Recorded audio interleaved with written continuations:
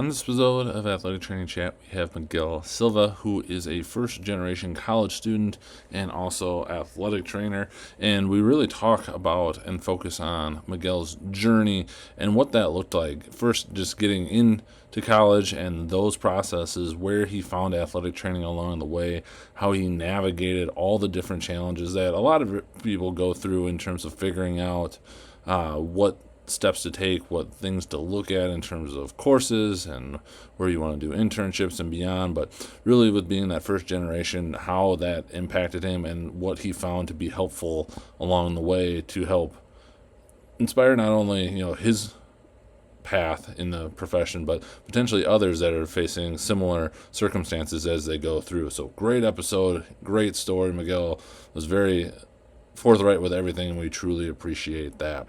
As always, we are powered by Mueller Sports Medicine. Can't thank them enough for their support of the podcast and of the profession. As always, if you've got money you need to get rid of out of your budget, check out Mueller. They will be happy to help figure out what you need and what can help improve your care of patients, and also fully open to more ideas as well. But with that, a short message from Clinically Pressed, and we'll get to our episode. Check out the Clinically Pressed Company shop for free resources on performance, nutrition, recovery, and sample training blocks. These resources can be great for athletic trainers who just haven't had the time to put them together for themselves. All are free, no payment information required. Check them out at clinicallypressed.org/shop. Clinically Pressed Company, making the complicated simple through results that give back.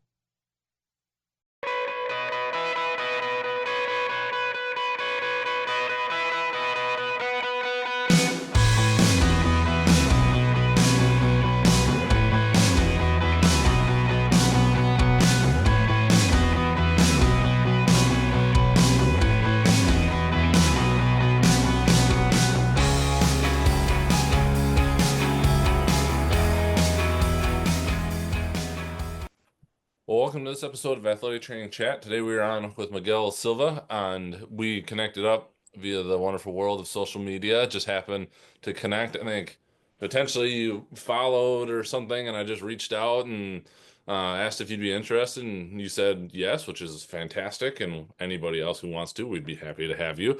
But we're going to talk about being first generation college graduate, the stuff he's done so far in his career, and all the steps that he's taken, and then where we see it going, where he sees it going from there. But before we jump into all of that, please just introduce yourself and share whatever background you'd like.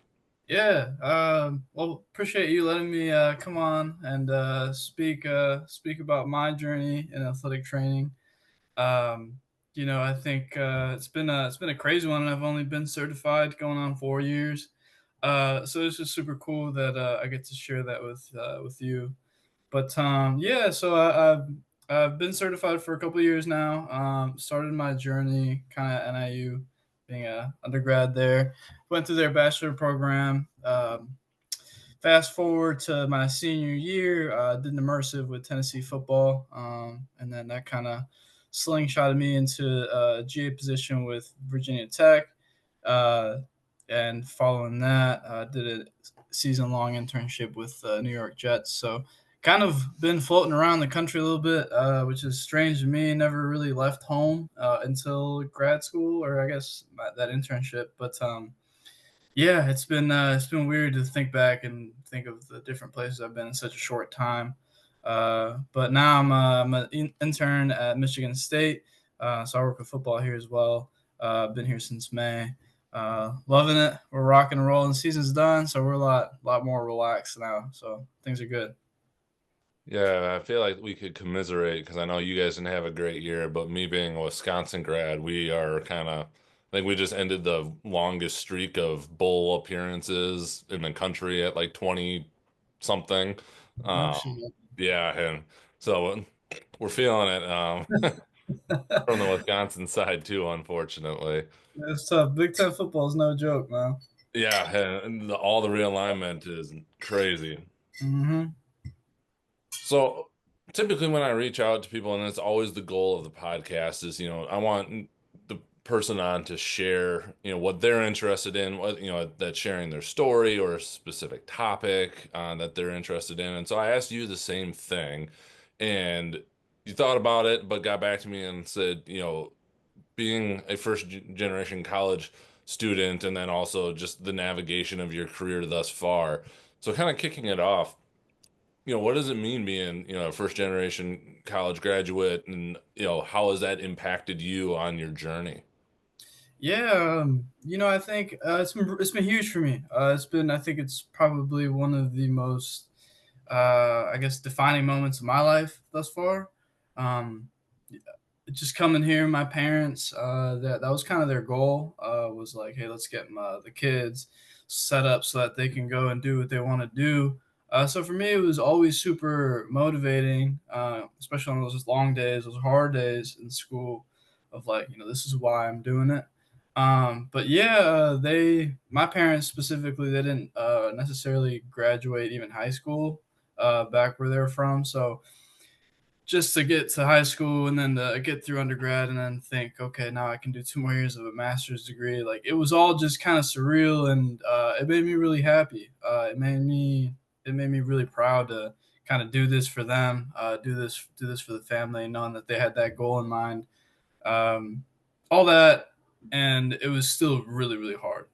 It was still really difficult. Obviously, every college student has their kind of battles or struggles that they face, Sure. and so for me, it was always a misunderstanding between my parents and I, because they don't necessarily know how it works in the college world, or really anywhere outside of their house. They're pretty closed in, so like I had to explain a lot of things. I had to say, "Hey, this is why I'm doing all of this. This is the end goal," and they never really saw it. So for me, that was almost like, okay, now I got to double down and I got to get it done the right way, so that when it's all said and done, I can turn around and be like, "Hey, this is why I was doing those things way back in the day." So yeah, I think being a first generation college student, like it's hard stuff, man.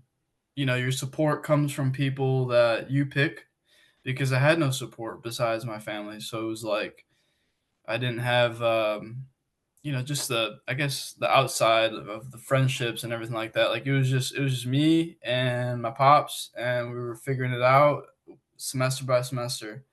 I remember that being like a semester thing, was like we had to check in and see how like we would pay for the next semester. So it was a struggle, it was a grind. But I'm super thankful that they were understanding and supportive of that kind of dream that we both had. You kind of alluded to it, and it was a question I had thought. I ended up going to the same school that my parents had gone to. Obviously, the application process and everything had evolved since their time of going there to my time, but at least, kind of had that guidance of like, here's how things go. And I grew up kind of around the city I was about to go to, so I loosely knew things. You mentioned, figuring out with your dad.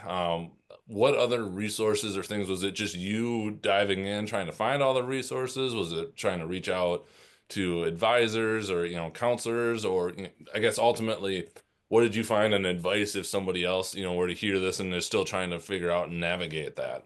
Yeah, yeah, it's a great question. I did it all on my own. I did it. I did the research. I did the reaching out. I did the applications, the FAFSA. I mean, talk about a 17-year-old kid who doesn't really know what he's doing, just kind of trying to figure it out, and applying to these places, paying money that I didn't really have to apply, and so it was a lot of just research, a lot of just, I mean, and that had been my whole life, kind of just figuring it out on my own, because as much as my parents care about me, it was hard for them to give me that advice because they just didn't know. Right. Um, and so, yeah, it was a lot of just like, all right, what do I have to get done for this place? What is that? How do I get it there? Um, and yeah, it was kind of just figuring that out on my own. I would say, um, I think a lot of people get frightened before they even start. like just scared of the whether it's a big thing that you have to do, like you just kind of have to put yourself out there, would be my advice, and just get the answers that you want. No one was going to do it for me at the end of the day, right? So I guess I would say is just go out there and ask the questions and find the answers that you're looking for, because I mean they're out there. It's just a matter of where you're looking and stuff like that. So Now, did you know you wanted to go into athletic training going into college, or is that something you discovered along the way and kind of the origin story of that portion of it all? yeah, I had an idea. I had taken a sports med class as a high schooler, Uh-huh. so that kind of introduced me to the whole profession. And that was really the biggest thing on my mind. Now, back in when I was kind of getting into it, I did have to still apply. My freshman year, I'd had to apply for the program to get in for that sophomore year. Um, so that was, I think, probably the most nerve-wracking part of it all was like going somewhere, committing to 4 years, and thinking, well, shoot, what if I don't get into this program? I had that because I couldn't apply till my junior year. So it's if I don't get in, what the heck do I do? Did I just waste 2 years? Yeah, yeah. So that was a very real feeling. I mean, luckily it all worked out, but yeah, that was kind of origin story. As I did more rotations and as I did more observations and everything like that, it just kept reaffirming everything that I thought. I love the mix between you get to be a healthcare professional, you get to do the important things, but you can also sit back and enjoy sport, which I think is pretty unique, pretty awesome about what we do. Agree. That was when I finally heard about it, which was on my freshman orientation. I just knew I was going to go to school there. I didn't know for what. That was exactly my thought. It's like, oh, medical, and I get to be around sports. This works. Yeah, I think a lot of people can relate to that one. Right, right.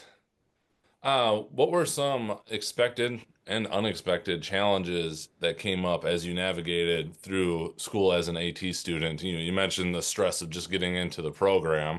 But what other things, did you th kind of expect going in, or what surprised you? Yeah, I think the more that I was around the program before even getting in, I kind of realized the expectation of the long hours. And I knew that some sports were better than others, but I also knew that football was a heavy one, and that's what I wanted to do. So for me, that was kind of like an early sign of like, all right, like you just kind of you gotta do it. Like if this is what you want to do, like that the hours worked. I mean, that is what it is. Um, but I think an unexpected challenge for me, specifically in undergrad, was the time management. And looking back, I don't know how I did this, to be honest with you. I mean, you talk about you're managing a full class load, and I think my junior and senior year were pretty heavy in terms that I was taking like above the regular credit hours. So had to manage that, had to manage the lab work, everything that entails that it comes with athletic training programs. But then also you got your clinical side of it, right? So I'm going to football every morning and then in the afternoon. So that's my whole day with class in between that. And then for me, I lived at home just because I couldn't afford a dorm. I couldn't afford an apartment. Sure. So I drove an hour to and from every day. Oh, geez. Yeah, so you talk about, I mean, we had a 6 a.m. practice. We'd have to get to the facility at 4 a.m. to set up. So I'm leaving my house 3 o'clock. Like I'm getting up at 2:30. I mean, I remember those days going to sleep at like 7 o'clock the night before. That was a grind. That was a grind, but that was for me. I'm so happy that I had to go through that as a young, junior in undergrad, because it set me up to really just when things got hard later, it was like, hey, like you did this, way back then, like you can keep going. So that kind of helped me in the long run, but it was definitely a struggle in the moment. I believe that. Yeah. I always look back on those times and like I was busy, obviously, but even now, just as I've grown in life and different things, I was like, I don't know that I ever had more time than I did back then. Now, where it was just kind Yeah. of no other major commitments in my life. But yeah, it's always kind of that weird dichotomy. with knowing you were that busy, but also being like, oh, I did have some extra time if I really wanted to find it. Yeah, yeah, no doubt about that one. Um, Through all of that, again, just back to the resources, did you discover mentors along the way or, get classmates, that you kind of obviously create some bonds there and get through some exhausting times, some tough times. Yeah, Um, yeah. what about that along the way? Yeah, I think in undergrad I had my core group of people. That group will always stick with me. I mean, they, like you said, they helped you through the tough times. Really, the first time you're ever going through something like that of like just exhaustion, pretty much. But they were great. They helped me set a foundation for my skills, and I think honestly, I just appreciate their friendship more than anything. I mean, they gave me places to stay sometimes. Like we were going through it together. So it was nice to have that kind of bond there. And then in terms of mentors, I mean, the list is growing. But man, shout out Heath Duncan, head trainer at NIU. He got me started along the way. Uh, Dano Northside is the ATPT with the Cardinals now, but we were interns back in Tennessee together. I remember he told me almost every day, like, "Hey man, you're up deck, you're on deck, like you're up next." He really pushed me to kind of be and make it to the NFL, so that was great. Shout out Dano. Um, and then huge mentor currently, Mike Goforth. He's a head athletic trainer for Virginia Tech. Um, just I mean, like that guy is a legend in the profession in itself. He's been at Tech for about 20 to 25 years. So he's pretty established, and he just kind of showed me the ways, showed me what to do, what not to do, how to talk to people, how not to talk to people, in terms of athletic training, professionalism, and everything like that. So he's a great guy that kind of taught me. He showed me the ropes. He showed me what the real athletic training world is like. I was with him when I was a freshly certified, freshly graduated, first year GA, just trying to figure it out, figure myself out. And he was always super supportive. He wasn't nice, I mean, not that he wasn't nice. He wasn't, he was hard on me, but in a great way. And I think lastly, Bobby Daplin over at the New York Jets. Uh, Guy's a stud. I mean, I've never worked alongside somebody who kind of operated in the way that he did. Um, just kind of knew what was coming before it came, kind of deal. So super smart guy, great manual therapy guy. Just all around, man. The places I've been able to learn a little bit from these people, and still be able to reach back and ask them for advice is pretty awesome to have that in your back pocket. Definitely important. I feel like you've already answered a question I'll ask later, but we'll save it for then. Um, Sounds like football was kind of the thing that you were looking to do. You actually followed that path. I thought football was what I wanted to do till I couldn't find a GA position that would allow me to continue to do it. So my Right. career kind of took a right turn from there. All has worked out. Um, what was the process of, working through all the next steps, choosing Virginia Tech for grad school and then, doing the NFL internship and then again doing what you're doing now with Michigan State. Yeah. It's funny. I think everyone's plan kind of changes, like you said about your plan. I was originally going to be a PT, ATPT. So I mean, it was kind of for me. My kind of left turn was, I mean, I think it was my junior year of undergrad. I'm sitting there in my program director's office, and we pretty much laid it all out. And it was like I had to do a ton of things just to get into PT school, and then still have to go through it. So he kind of recommended, hey, why don't you, do this GA shit? It's been a thing for a long time. Like, this is definitely something, if you want to work high level football, this is something that you could do. And so all of a sudden I went from a PT path, excuse me, to a GA path. and me and him laid out the steps to get me to the NFL in terms of an internship, and down the road, full time, I hope.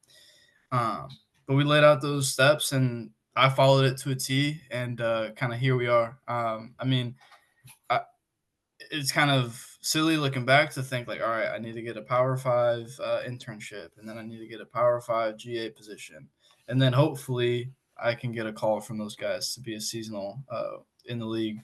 uh, Silly to think back and think, wow, like if it's that simple, why doesn't everyone do it? But I mean, there was those hard days in between, but that's kind of what we did, and I just kind of kept picturing myself at that next step. I needed to reach the goal. It was like sink or swim. Um, and so that's kind of where we're at. And now, really just gaining more experience, getting more reps, getting more comfortable. And I think this next spot that I go to, don't know where that is yet, but wherever I go next, I'll be fully prepared to be a high level full time AT. Awesome. If you could go back in this whole process, whether it was figuring out undergrad or switching around, plans afterwards, anything you wish you would have known in the process, of school or so far in your career that, maybe it was staring at you, but you didn't realize it until now, or you're like, man, if somebody had just told me this would have been really helpful. Yeah. I can't think of something that would that would have changed my whole path. I think it was all kind of meant to happen how it did. Okay. But I will say, like, if I had to give myself advice, or really anyone that's listening that's a young professional, like, just go out and get it. Like, go get after it. Like, it's up to you. You got to show yourself some initiative, and when you start to show that, doors open.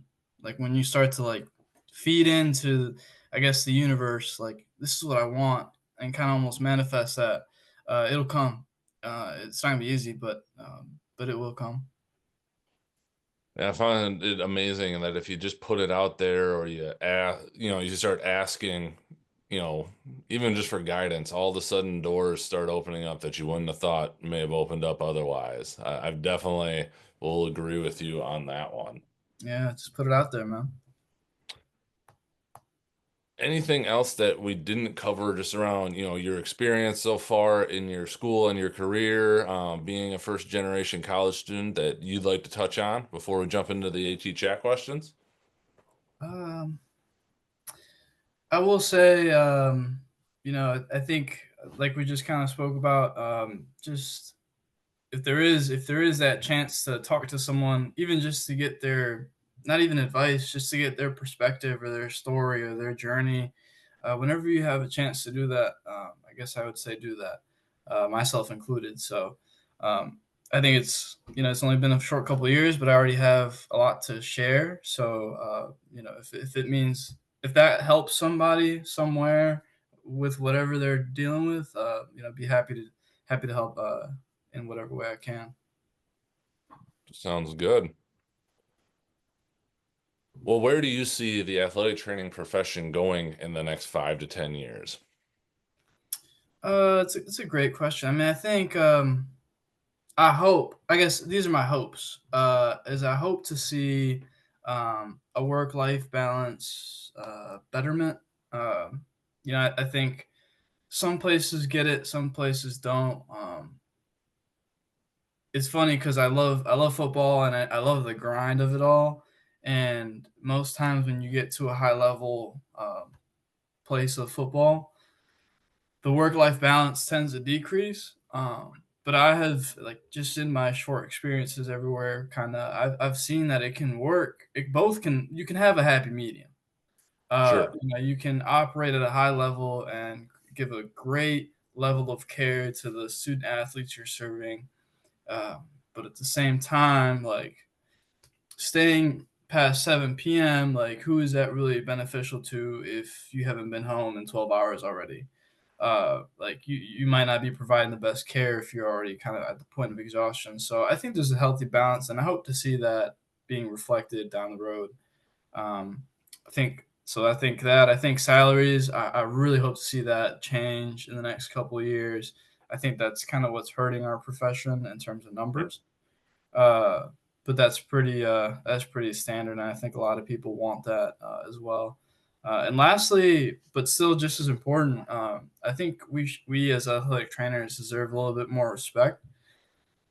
I think that a lot of time, and not in the profession itself. I think from the outside view looking in, I think we people may not know our worth, and we bring a lot to the table, and I don't think we really ask for much. We just come in and work with what we can and get the job done. So I think that it's really commendable what athletic trainers do.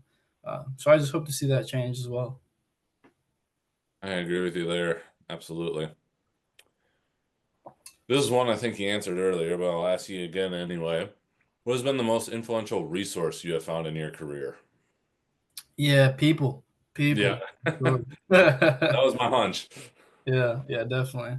Hold on to those peeps. I mean, like I said, I wouldn't be where I am without them. And yeah, it's just it's been awesome to build connections and have relationships with people at different places. It really is.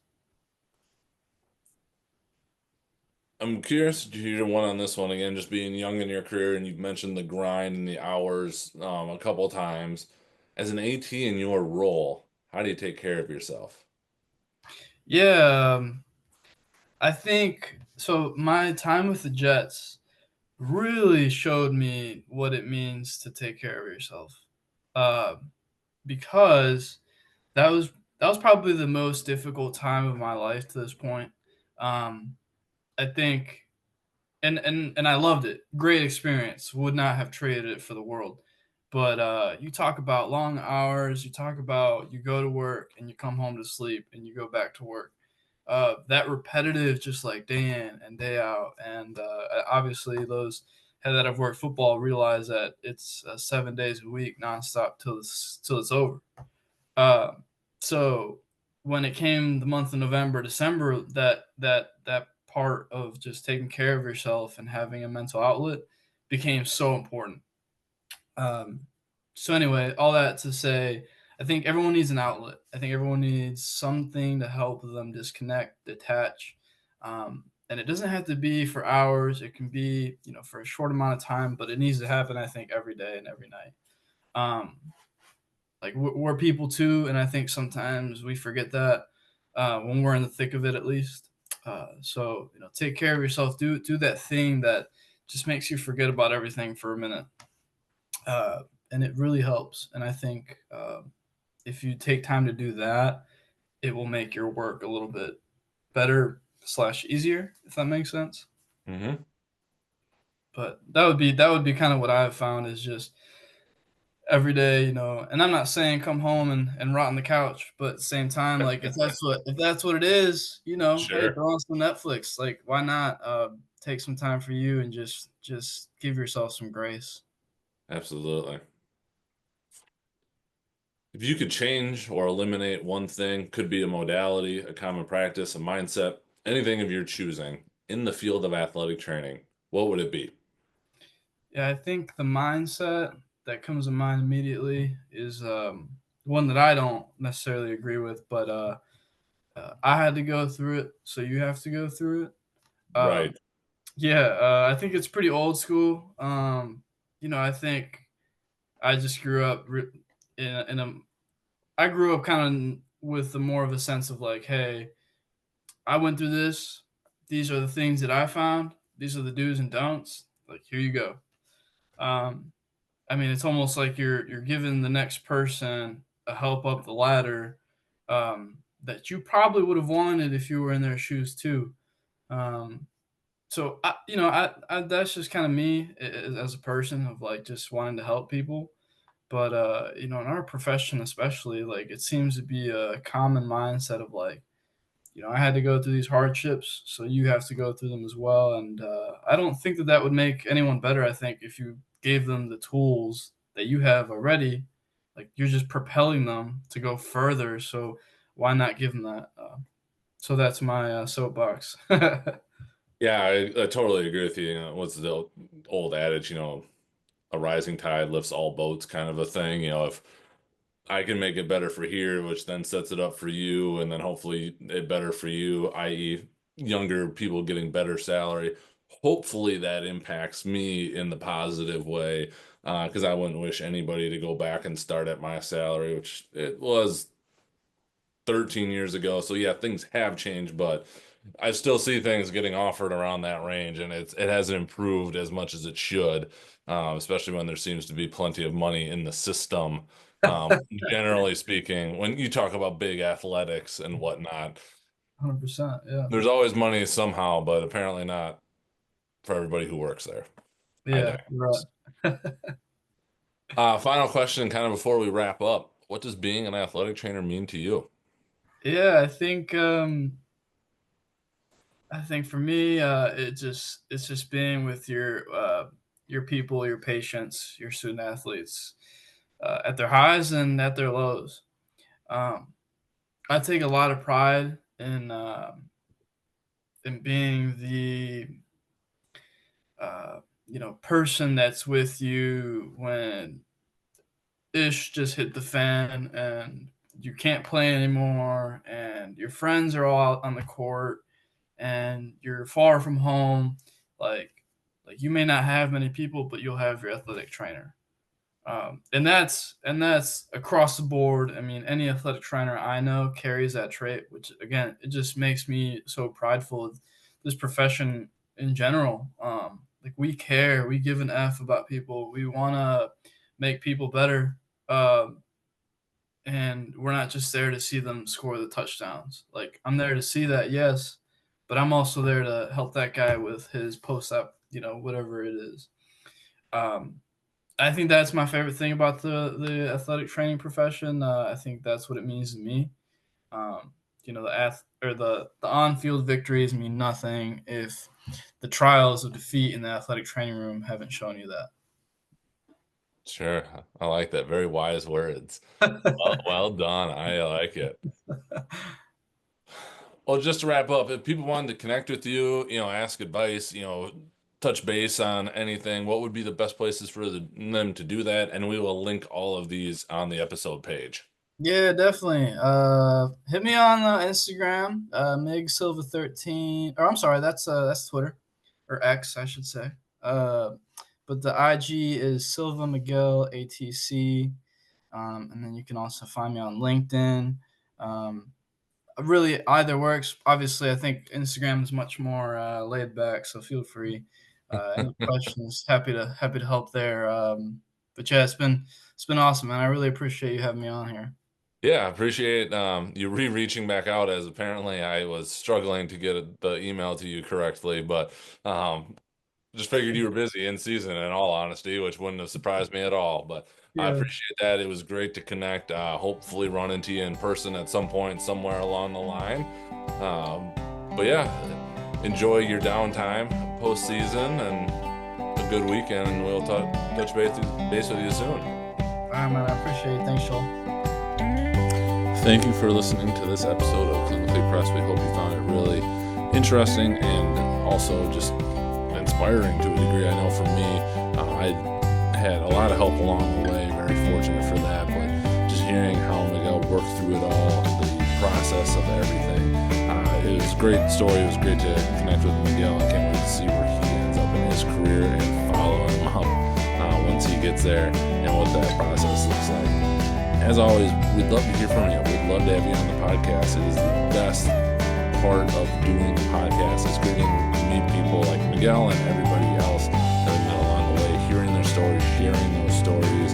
You never know where the connection comes from. It's been great for me in terms of looking at different things and for trying to connect students I've come across or colleagues as they look for a certain job or whatever it may be. So let us know if you want to be on. We're happy to hear from you and go from there as it comes to planning an episode. If you're interested in the idea of journaling, now's a great time to start. Turn of the new year, January. Check out the Athletic Training Daily Journal. You can find a 14-day sample at the Clinically Pressed shop, just clinicallypressed.org/shop, or find it directly on Amazon. We'll catch you next episode.